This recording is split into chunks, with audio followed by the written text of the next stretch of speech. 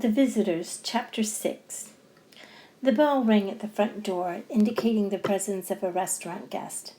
Chester wiped his hands on the long apron tied around his waist and left Bum to eating his plate full of eggs. He arrived to find two women standing at the "Please Be Seated" pole.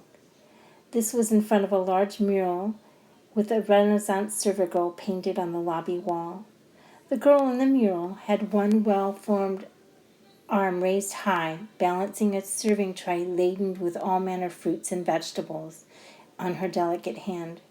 Her pretty face peered over a creamy pearl-toned shoulder at Delvecchio's waiting guests, as if she herself might come out of the mural and guide a patron to their seat. Chester greeted the women with a smile. "Good morning. Welcome to Delvecchio's," he said, while grabbing a couple of menus that were tucked in a slim drawer in the counter where the cash register sat. "Good morning," the tall woman replied. She was willowy with glossy straight black hair hanging to her waist. "Morning," her petite companion chimed in. This one had a head full of short, dark, curly hair. The women were flawless in appearance. They resembled each other in the soft roundness of the face and dark brown cat-like eyes that pulled gently up at the corners. All of this prettiness peered out from porcelain skin. "And what can I offer you two ladies this fine morning?" he asked. They smiled wide at him as if he was a long-lost friend. "Something warm. It's such a cold day. I forgot that a Michigan spring could be so harsh," the shorter woman replied.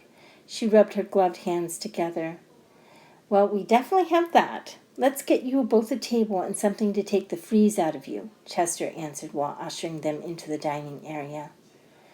They followed him under the arch towards one of the booth seats.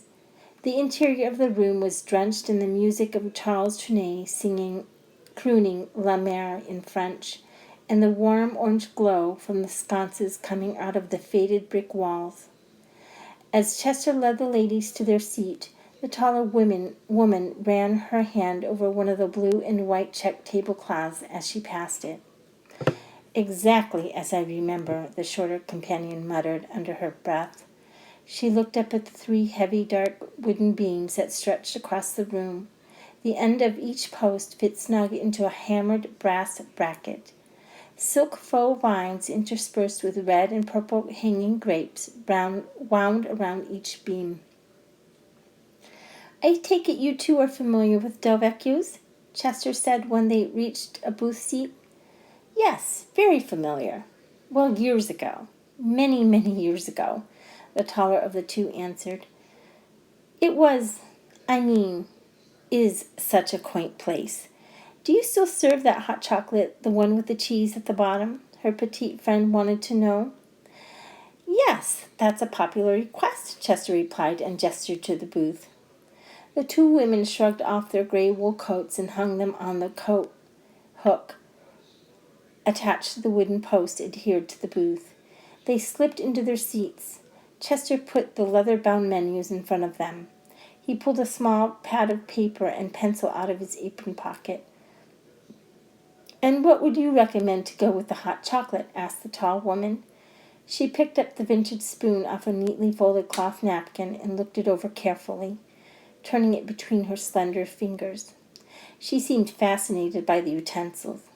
Her red lips curved into a slow smile. "I have a pan of warm polenta ready. It's perfect with Parmesan grated over it. Our cheese comes from a local farm that sells their product every Sunday at Eastern Market. This would be a good combination with the house tomato sauce, and all of it made by yours truly," Chester answered with pride. The tall woman put the spoon down. "We are really here, Emma," she looked at her friend. The other woman, Emma, nodded. Her eyes took in prints of the Vincenzo Campi paintings hanging along the wall where the booth seats protruded. The paintings depicted Renaissance-era kitchen scenes and landscape stills of voluptuous women in low-cut bodices and brilliant colored flowing skirts. The beauties were selling fruit and vegetables or preparing a meal in a kitchen of the time. The painting hanging on the wall at their particular booth was called The Bean Eater by Annabelle Carricci. This picture, full of soothing cream beige and taupe strokes, showed a man in a hat. He had a spoon raised to his opened mouth.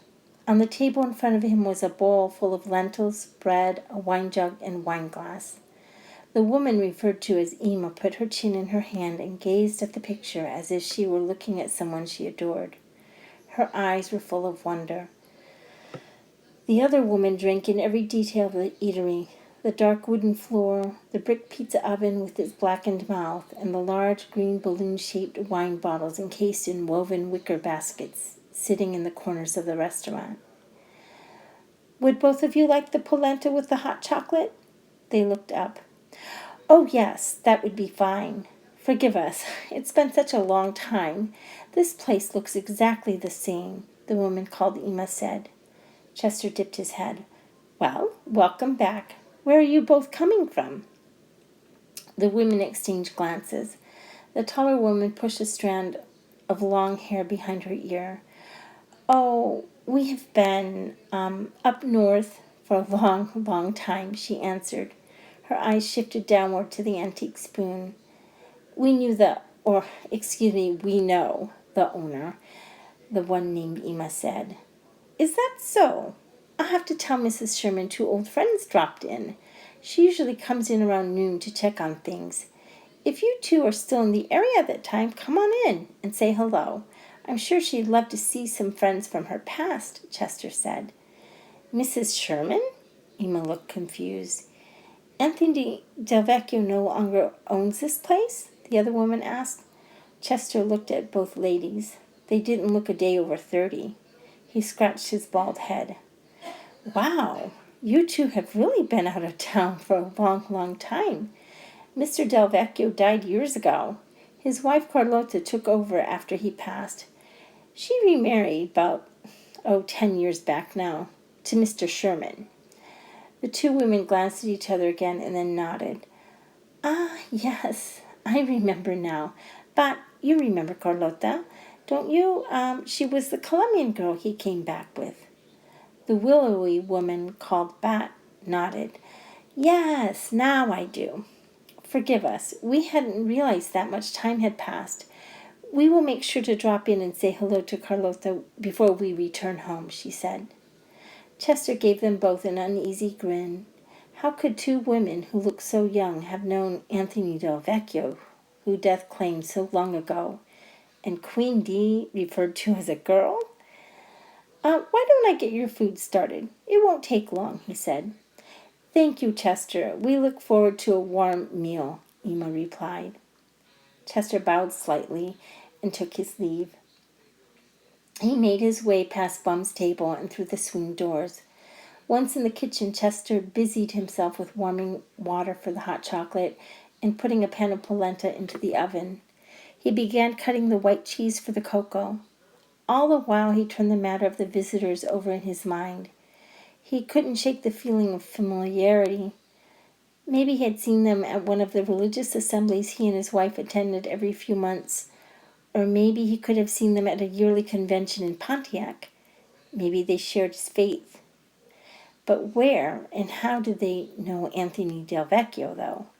Chester pondered that question, especially, and just how. His hand froze mid-slice. He looked at the swing doors.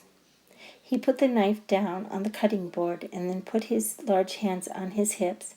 And just how did they know his name?